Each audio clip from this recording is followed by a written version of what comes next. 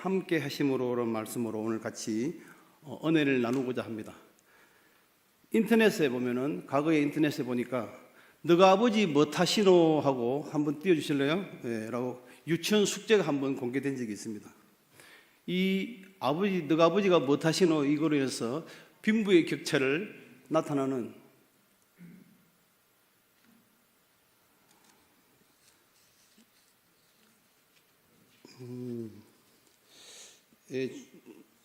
뭔가 연결이 서로 잘못된 것 같은데, 그 자료에 보면은 뭐라고 나와 있냐면은 그 자료에 보면은 이제 첫 번째 우리 제목에 보면 이제 여기 PPT 봤으면 더 이해 잘 될 것인데 제가 한번 읽어보겠습니다. 이 숙제에 보면은 우리 아빠 자동차 이렇게 나오고, 우리 아빠의 멋진 자동차를 친구들에게 소개해 주세요 이러는데, 첫 번째가 자동차의 이름이 무엇인가요? 두 번째 질문이 자동차의 번호가 무엇인가요? 세 번째는 자동차의 색깔이 무슨 색깔인가요? 그리고 자동차를 처음 탔을 때 기분이 어땠나요? 하고, 이 자동차는 누구와 가장 많이 탔나요? 이런 질문들을 가지고 학생들이 숙제를 해봤어요. 유치원 학생인데 그거를 발표하는 거였습니다. 모든 유치원이 다 그런 것은 아니지만은, 원래의 목적과 의도는 부모님과 같이 차를 타고 여행하면서 단란한 한때를 한번 보내보라는 그런 뜻에서 출발했겠지만은, 그러나 이것이 어떻게 보면은 자동차의 크기와 또 자동차의 차종을 말하는 것이 됐기 때문에 빈부의 격차도 나타나게 되고, 그 가정의 형편이 드러나기 때문에 또 선생님들 입장에서는 그가 뭔가 노출되는, 선생님들 입장에서는 그 부모들의 노출된 것을 파악하는 그런 오해 소지가 있었다는 거죠. 또 자동차가 없는 집도 있을 것이고, 또 아빠가 안 계시는 집도 있을 것이고, 또 편부모, 또 저소득 가정도 있을 것인데, 한번 배려심이 좀 부족하지 않았나 하는 그런 어두운 모습이 한번 있었습니다. 너가 아버지 뭐하시노 하는 이 자료가 유치원의 잘못이라기보다는 저는 이 사회의 한 모습을 보는 것 같아요. 사회가 빈부의 격차로 몰아가는 모습, 또 그것에 의해서 학부모가 발끈하고 어떻게 이런 식으로 표현하는 그런 모습을 봤을 때, 이것은 우리 모든 사회 구성원에게 책임이 있다고 보입니다. 우리 청년들이나 젊은 부부들은 정말 직장 구하기도 힘들고, 또 자신의 직업에 만족하는 사람이 지금 자료에 의하면 15%도 안 되고 이직률이 참 많다고 합니다. 그것이 바로 우리 한국의 주소고, 또 빈부 격차가 더욱 심해지고 있고, 이 빈부의 격차는 또 나중에 가면은 서로 돈을 의존하게 되고, 또 돈이면은 다 해결되는 그런 어떤 생각을 가지는 어린 학생이나 또 청소년들이나 또 우리가 모든 사람에게 그것이 당연시되는 이런 우리는 시대에 살고 있습니다. 또 자료에 보니까 아마 이것도 안 된 것 같은데, 초등학생, 중학생, 고등학생들에게 설문조사를 했는데 가장 선호하는 1위가 뭔지 혹시 아십니까? 초등학생하고 고등학생, 중학생, 그들 공통적으로 자기들이 선호하는 직업이 똑같이 1위가 똑같았어요. 그게 언제 자료냐면은 2017년 교육부와 한국직업능력개발원에서 발표한 자료예요. 1위가 뭐였을까요? 아시는 건 선생님이에요. 선생님, 교사.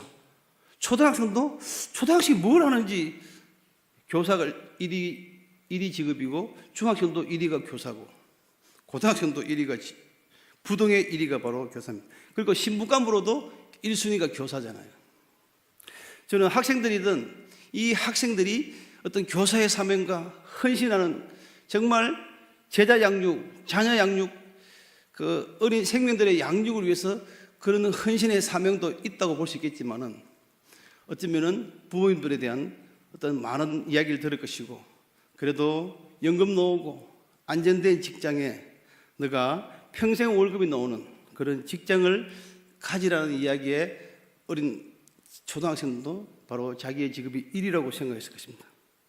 이런 시대에 사는 우리 학생들을 바라보면은 저는 한편으로 보면 불쌍하기도 하고 애처롭기도 하고, 정말 다음 세대가 걱정이 됩니다.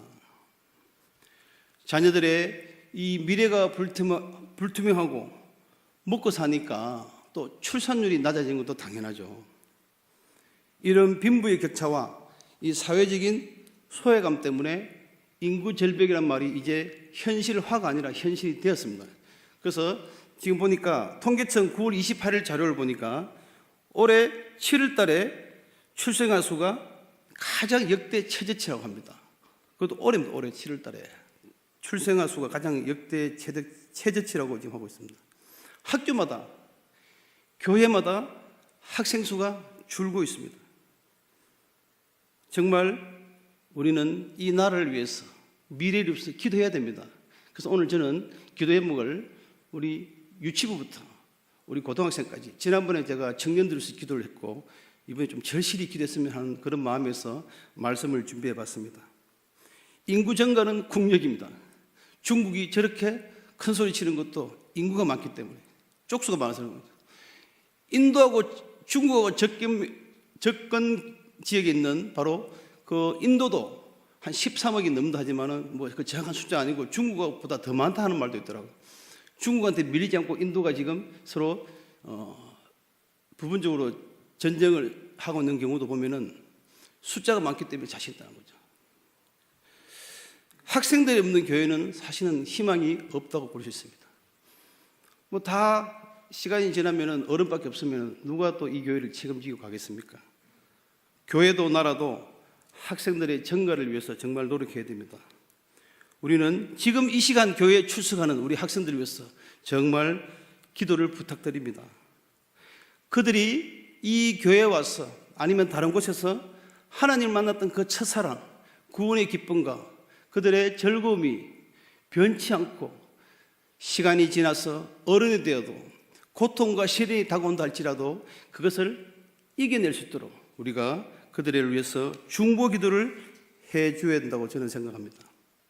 저는 초등학교 4학년부터 6학년까지 맡고 있는 초등 2부를 맡고 있습니다.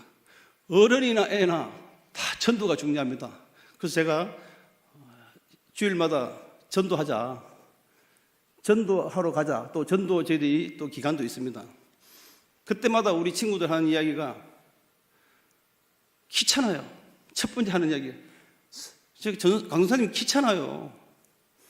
또 두 번째 이야기를 들어보면은 또 뭐라 하냐면은 교회 안 온대요. 제가 이야기했는데 교회 안 온대요. 그래서 저는 그 이야기를 들으면서 첫 번째는 우리 교사들에게 잘못이 있고 또 강사인 제 자신이 얘들에게 뭔가를 확실하게 심어주지 못한 것도 있고 얘들도 이제 지쳤고 어른이나 애들이나 또 얘들이 학교에 갔을 때 믿는 사람으로서 교회 다니는 친구들로서 모범을 보이지 못했기 때문에 얘 때문에 너 때문에 교회 안 간다는 말도 나올 수가 있는 거죠. 전도가 안 되는 거다는 거죠. 우리 지금 사회 현실 속에서 교회가 좀 어려움을 당하고 있는 건 마찬가지입니다. 그래서 저는 우리 어린 학생들이지만은 정말 구원의 확신이 중요하다.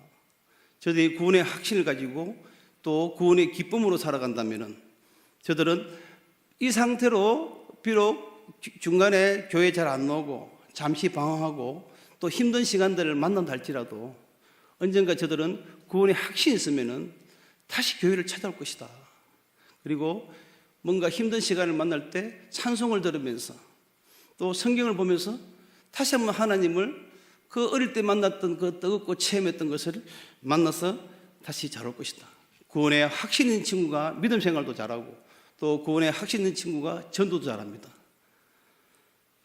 또 부모님에게도 잘하고 선생님에도 잘하고 있는 것이죠. 너희가 믿음으로 말미암아 구원을 받았느니 이것은 너희에게서 난 것이 아니라 하나님이 주시는 바로 우리는 하나님의 선물이라고 성경은 에베소서 말하고 있습니다. 우리 친구들에게 또 우리들에게 구원의 확신이 있다면 잠깐의 흔들림은 있다 할지라도 절대로 문제가 되지 않고 나아가서도 나중에서도 다시 돌아올 수 있다는 것이죠. 오늘 요셉의 이야기를 잠깐 할까 싶습니다. 요셉의 이야기는 37장에서 창세기 37장에서 50장까지니까 약 14장에 걸쳐서 이야기가 나옵니다. 창세기의 3분의 1을 차지하고 있을 정도로 성경에서는 요셉을 많이 강조하고 있습니다. 요셉만큼 믿음이 좋은 사람도 없다는 거죠. 요셉은 꿈을 가진 청년이었고 또 요셉은 바로 구원의 확신을 가진 하나님의 사람이었다는 것입니다. 그러나 요셉이 꿈 많고 구원의 확신을 가졌지만은 그의 인생은 파란만장하게 살아왔다는 것은 교회 다니신 분은 다 아십니다.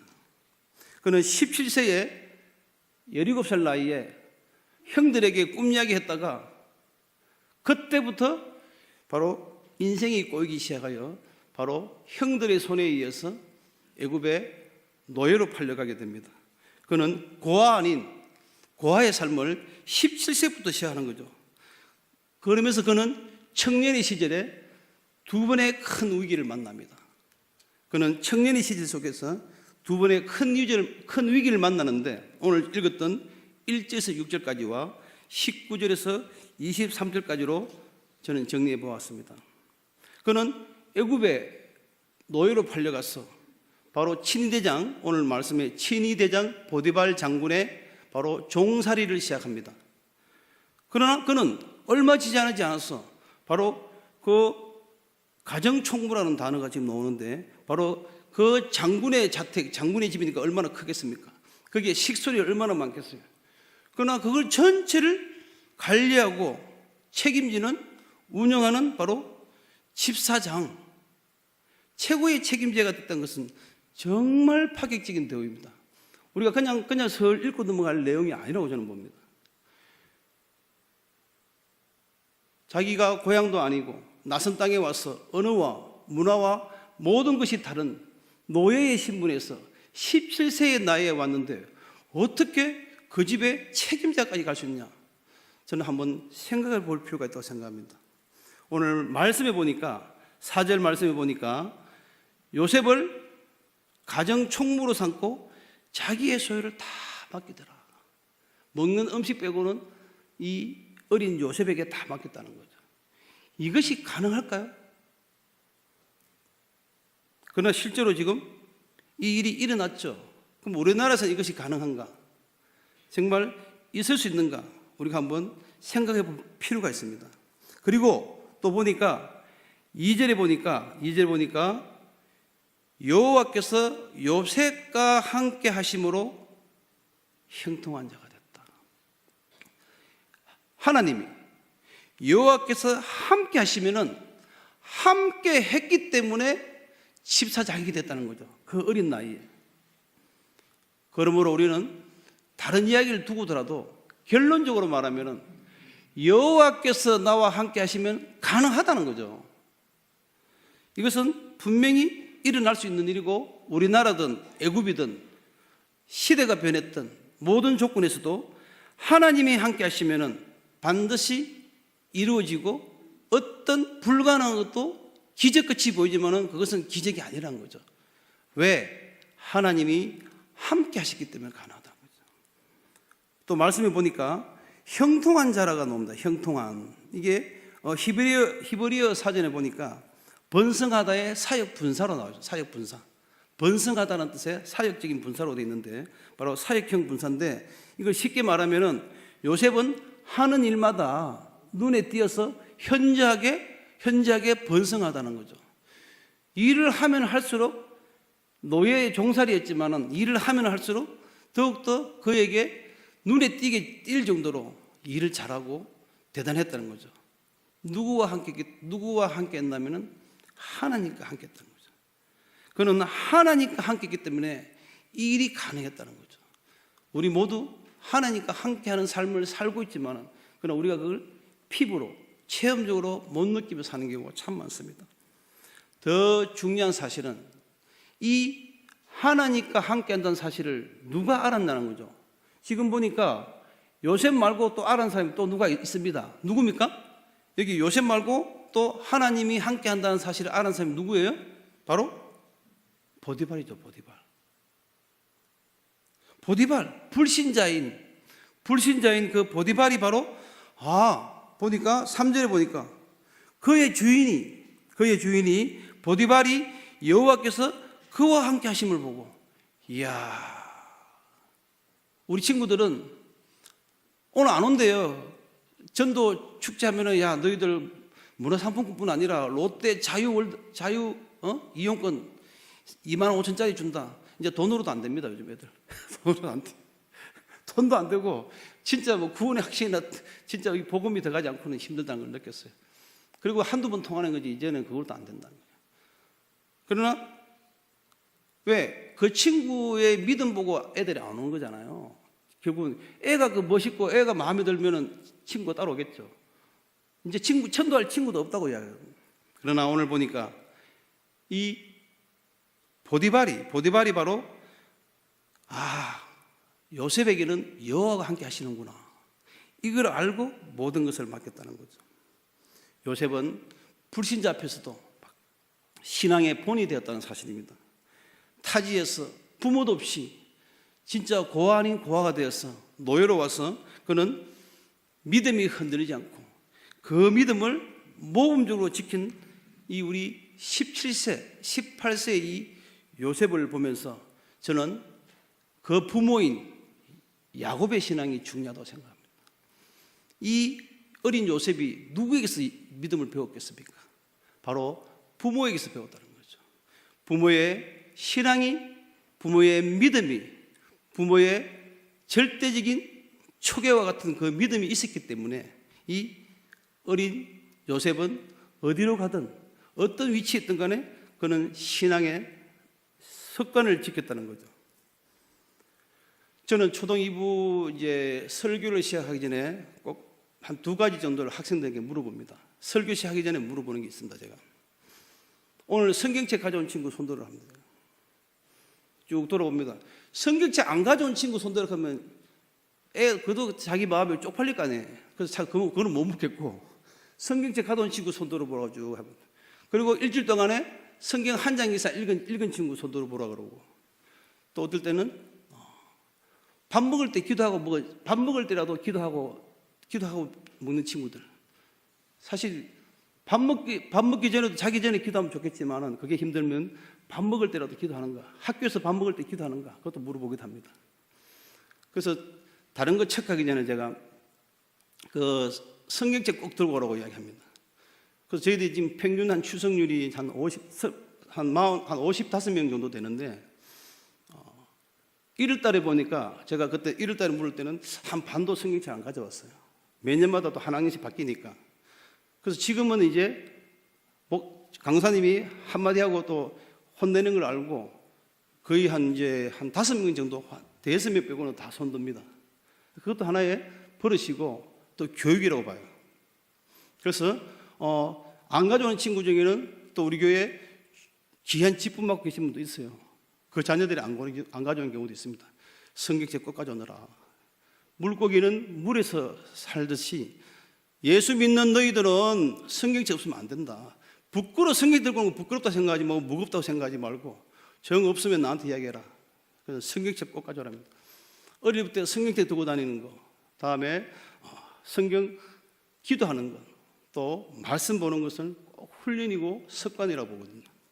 그리고 제가 또 하나 더 하는 것은 이제 공과 공부 시작하기 전에 암송을 하는가 물어봅니다. 오늘 배울 것에 꼭 그 암송 하나가 나오는데 그걸 꼭 체크해 봅니다.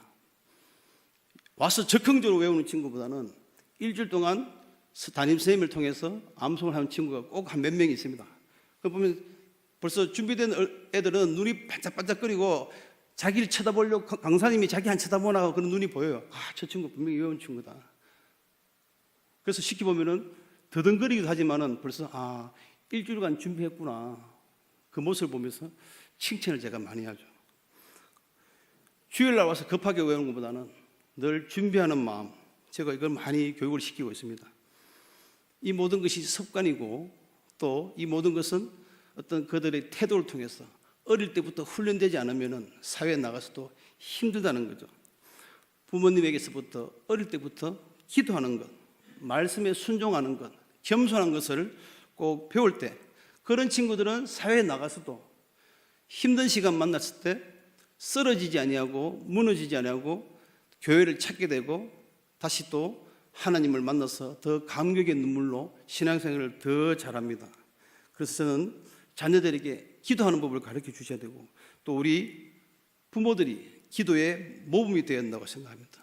오늘 특별히 초등부, 유치부, 초등부, 중등부, 고등부를 위해서 기도 제목을 제가 준비했는데, 같이 기도하시고, 내 자녀일 수도 있고, 내 옆에 또 자녀일 수도 있고, 또 그 자녀의 자녀가 될 수 있는 우리 그런 친구들을 위해서 오늘 이 시간 좀 같이 기도했으면 좋겠습니다.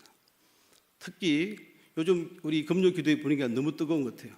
이 뜨겁고 간절한 기도 가운데 하나님의 역사심이 크기 때문에 오늘 우리가 또 간절히 기도해서 또 다음 세대를 책임지는 우리 친구들을 위해서 오늘 간절하게 중보기도가 절실하다고 생각합니다.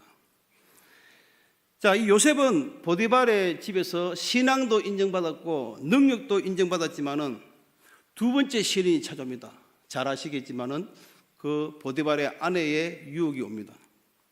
결국은 그 모함으로 감옥에 가게 되죠. 20절에 보니까 왕의 죄수들을 가두는 감옥에 수감된다라는 말이 나옵니다. 얼마나 어린 한 18살 됐을까요? 18, 19 자기는 정말 집사장으로서 최선을 다하면서 살았는데 지금 자기가 분명히 그 주인의 아내의 유혹에 넘어가지도 않았는데도 지금 자기가 감옥에 간 이 마음 얼마나 억울하겠어요. 정말 제 같아도 하나님을 원망하고 불평불만했을 것 같아요. 그러나 불평불만했다는 이야기는 성경에 안 나옵니다. 여기는 다시 그것을 받아들이고 하나님이 아시겠지, 하나님이 나와 함께 하시는데 내가 뭘 걱정하나, 하나님이 아실 거라 생각하고 이 어린 18세 정도 되는 이 청년은 다시 감옥 생활을 시작하고 있습니다. 이 왕의 죄수들을 가두는 감옥은 성경에 여러 군데 보거나 다른 데 봐도 또 다른 자료를 봐도 바로 이 정치범들이나 아주 중죄인들을 갖추고 또 신분이 높은 사람들을 이게 가두는 곳입니다. 옛날에도 보면은 자료에 보면은 바로 이 죄수들은 적결 심판을 해가지고 사형을 하거나 아니면은 돈으로 배상을 받는데 돈이 없으면 바로 죽이는 그런 시대죠. 애굽의 법에도 보면은 이 강간 미수범은 지금 강간 미수범으로 더한 거잖아요. 1000대의 태장을 맞거나 바로 피해자가 고발하면은 사형에 처하게 됐다고 애굽의 법이 나와 있습니다. 고린도 후서에 보면은 사도 바울도 태장을 3번 맞았다고 되어 있죠. 그러나 이 태장 이야기가 40대 맞으면 사람이 죽기 때문에 39대만 때리는 걸로 되어 있습니다. 39대씩 3번 맞았다고 나오는데 1000대를 때린다는 것은 죽이겠다는 거죠. 그래서 이 강간 미수범은 바로 죽이겠다는 거죠. 그러나 분명히 이 보디발의 아내의 말 때문에 강간 미수범으로 죽었어야 되는데 안 죽고 왕의 감옥에 갇혔다는 거죠. 그 의미는 무엇이겠어요? 저는 또 놀라운 제 자신은 참 은혜 받고 도전받은 것인데 바로 이 보디발이 아내의 말보다는 요셉의 말을 더 믿는다는 거죠. 자기 아내의 모습을 모르겠습니까? 같이 평생을 살았는데 자기 아내가 어떤 아내인지 모르겠어요? 그러나 아내를 존중해야 되고 또 아내에 대해서 인격을 인정해야 되고 자기 아내니까 겉으로는 감옥에 넣어야 되죠. 그러나 제가 생각할 때는 보디발은 이 요셉을 너무나 잘 알기 때문에 죽이기에는 너무나 아까운 인물이기 때문에 아내의 말보다는 요셉의 말을 더 믿었기 때문에 그냥 감옥에 넣었다는 것이죠. 평소에 그 요셉의 성실한 행동과 그 공로를 인정했기 때문입니다. 우리의 평소의 믿음 생활과 우리의 됨됨이가 우리의 신앙이 얼마나 중요한 것을 보여주는 겁니다. 우리의 모습 속에서 전도가 될 수 있고 또 안 될 수도 있는 거고 나의 모습 때문에 상처받는 사람이 있고 나의 모습 때문에 도전받고 더 열심히 사는 사람들도 있는 것입니다. 바로 우리가 기도 생활과 예배 생활을 게을리하면 안 된다는 바로 이것을 이 어린 요셉은 보여주고 있는 사실입니다. 자, 그래서 그는 두 번째 고난을 감옥에서 보내고 있는데 오늘 21절에 보니까 여호와께서 요셉과 함께 하시고 그에게 인자를 다하사 하나님이 함께 하시는 것도 좋은데 거기다가 1+1으로 뭘 주시냐면은 인자를 하나님이 주신 거예요. 인자를. 그 인자란 말이 참 해석이 어렵습니다.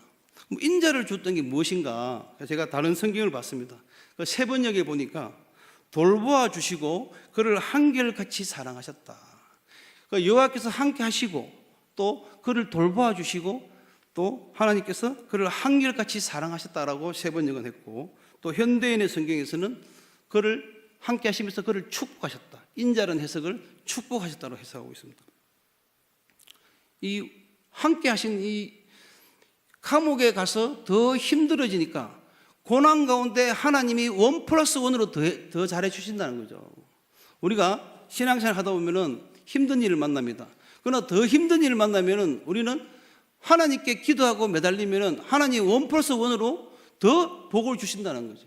하나님께서 함께 하실 뿐 아니라 인자까지 더해 주시다는 지금 그 이야기를 오늘 하고 있습니다. 우리는 힘들면은 불평뿐만 하지만은 오늘 요셉은 더 큰 고난을 만났습니다. 억울하게 감옥에 갇혔습니다. 하나님은 버리시지 않으셨다는 거죠. 하나님께서는 이 요셉은 고난을 만나면서 더 기도하였고, 더 엎드렸고, 더 겸손하였고, 더 하나님을 찾았기 때문에, 더 하나님께 순종했기 때문에 바로 하나님은 1+1의 믿음까지 또 하나님이 더 함께 하신 사실인 거죠. 정말 제가 생각할 때 정말 잘 키운 자식이에요. 이렇게 잘 크기는 쉽지 않습니다. 저도 자녀를 둘이나 키우고 어느 정도 다 자랐지만은 한 번씩 문득문득 볼 때 내가 못했던 모습을 어떨 때는 발견하는 것 같기도 하고, 또 내가 잘했던 모습을 닮을 때는 너무 기특한 것 같고, 내 모습이 그대로 비치는구나 이런 생각하면서 참 내 기도가 더 간절하다는 느껴요. 이 자녀를 정말 잘 키운 요셉을 보면서 부모의 신앙을 볼 수 있는 겁니다. 힘들수록 더 매달리는, 더 그것을 어려운 시간들을 이겨낼 수 있는 바로 이 요셉을 보면서 부모님의 기도의 열매가 있다고 볼 수 있는 것이죠. 더 놀라운 사실은 또 두 번째 나타납니다. 이 어린 청년을 보고 또 놀란 사람이 또 있습니다. 바로 누구 계세요? 아까 첫 번째 읽었던 데서는 보디발이 놀랐지만은 두 번째는 또 불신자인 간수장이 놀란 거죠. 불신자이지만은 이 간수장이 봤을 때 정말 대단한 거잖아요. 뭐 자기 억울한 이야기도 했을 것이고 또 어떤 일이 있었는지 어느 정도 아는데 이 어린 친구가 그래도 하나님께 순종하며 기도하며 그 이걸 이끌어간다는 사실에서 많이 놀란 거죠. 그래서 이 간수장이 이야기하고 있습니다. 옥중 제수들을 요셉의 손에 다 맡겼다. 그리고 그 재반 사물을 요셉이 다 처리하게 했다 했습니다. 얼마나 감동을 받았으면, 요셉에게 감동을 받았으면 이 간수장이, 그 많은 죄인들을 거느리는 간수장이 그의 행정적인 일을 다 맡긴다는 거죠. 그는 바로 절대적인 신임을 얻었다는 사실입니다. 결국 이 요셉은 보디발에게도 인정받고 또 불신자인 간수장에 인정받았니 결국 나아가서는 하나님이 에게는 큰 복을 주시게 되어 있는 거죠. 그래서 그 젊은 나이에 몇 살에 총리가 됩니까? 17살에 감옥을 시작해서 30살에 30세에 총리가 됩니다. 이것도 엄청난 파격적인 대우죠. 13년의 그 고통과 고난을 잘 감당하고 잘 견디내니까 바로 하나님께서 총리라는 엄청난 그 직분을 주신 것이죠. 그는 바로 고통과 눈물을 기도로 이겨낸 것이죠. 우리가 아무리 자녀를 키우기가 힘들고 어려워도 나에게 힘든 시간이 있다 할지라도 우리는 불가능은 없다는 거죠. 요셉처럼 더 힘든 우리 자녀를 가진 적은 없지 않습니까? 요셉처럼 더 어려운 환경에 있는 자녀도 없다는 거죠. 그러나 분명히 우리는 지금 우리가 아무리 어려운 시간이 있어도 내 자녀가 요셉처럼 그런 어려운 시기와 그런 어려운 공간에 그런 어려운 처지에 있지는 않습니다. 분명히 성경에서는 요셉을 하나님이 들어서 사용하셨다는 거죠. 그래서 우리는 이 요셉을 보면서 내 자녀를 위해서 또 내 교회에 있는 또 작은 우리 어린 친구들을 위해서 정말 기도하면서 우리의 뜨거운 기도가 또 우리 자녀들 또 우리 교회의 식구들 모두에게 참으로 그들이 일어설 수 있고 다시 이 시대에 빛을 내어 하나님 앞에 구원의 확신을 가지고 살아갈 수 있는 그런 우리 친구들 되시도록 같이 기도했으면 좋겠습니다. 이 시간부터, 지금부터라도 그들이 무릎으로 기도하는 법을 가르치고 낮아지는 걸 가르치고 또 하나님께 순종하는 걸 가르쳐서 참으로 이 어려운 시기를 잘 극복할 수 있는, 어차피 환경과 여건들은 어렵게 되어 있습니다. 그러나 그것을 어떻게 믿음으로 이겨내느냐 하는 것이 중요한 것이죠. 말씀을 마무리하겠습니다. 요셉은 애굽의 노예로 팔려가서 고난을 받았지만 그는 언제나 기도하였을 것입니다. 기도했다는 말은 없어도 그 불신자들이 그를 보고 하나님이 함께 한다는 걸 봤을 때는 기도했다는 사실이죠. 그리고 그는 하나님께 순종했던 청년이었습니다. 그는 보디발과 간수장뿐 아니라 그 모든 불신자들에게 바로 하나님의 사람인 것을 인정을 받았고 살아계신 하나님을 보여주었다는 사실입니다. 결국은 이 보디발의 집에서 이 집사장이 되면서 그거는 바로 나라를 운영할 수 있는 바로 경제적인 감각을 배운 거죠. 그 다음에 감옥에 있으면서 정치범들을 만나고 또 감옥에 많은 사람들을 만나면서 정치적인 감각도 배운 겁니다. 비록 우리가 볼 때는 힘든 시간을 보냈고가 아니라 하나님은 그런 고난 가운데서도 보디발에게서 나라를 운영하는 경제적인 감각을 배우고 또 이 감옥에서 정치적인 감각을 배워서 하나님이 총리로 서기에 부족함이 없도록 다 만들어 주신 거예요. 우리는 고난이 무조건 나에게 고통이 있다고 할 것이 아니라 그 고난 속에서도 분명히 하나님의 역사가 있고 하나님의 역사하심이 있고 그 고난 가운데서도 하나님의 임재하심이 있고 하나님께서 거기에 그 사람에게 무엇인가 큰 은혜를 주고 뭔가 큰 것을 얻게 하기 위해서 고난이 있는 것이죠. 믿는 사람이 고난 당할 때는 이유가 있는 겁니다. 우리는 그것을 피할 필요도 없고 불평할 필요도 없다는 것이 오늘 요셉을 통해서 저희들은 많이 배울 수 있습니다. 우리는 요셉의 고난 속에서 그는 많은 경험을 13년이죠. 13년의 많은 고난 속에서 그는 총리가 되기에 부족함이 없기 때문에 왕이 총리를 시킨 거지 뭔가 부족함을 시키겠어요? 바로 13년의 고난과 고통이 더 크게 하나님이 사용하시게끔 하셨던 사실을 저와 우리 성도님들 꼭 믿으시기를 바라겠습니다. 고난과 환난 중에서도 하나님의 함께 하심을 믿으시고 하나님의 인도하심을 믿으시면서 이 밤에도 우리 어린 학생들부터 또 우리 청년들까지 또 내 자신을 위해서 우리 교회를 위해서 이 시간 좀 간절히 기도하시면서 이 시간 응답받고 돌아가시는 저와 여러분이 되시기를 주님의 이름으로 축복합니다.